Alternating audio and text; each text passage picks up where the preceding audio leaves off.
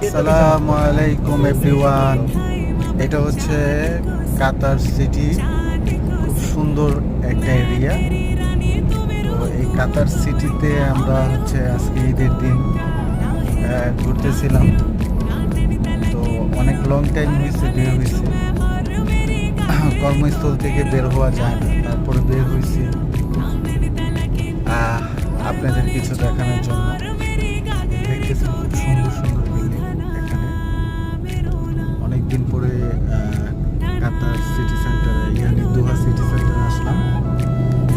এই যে দেখেন, খুব good luck, nice and the great weather রাতের।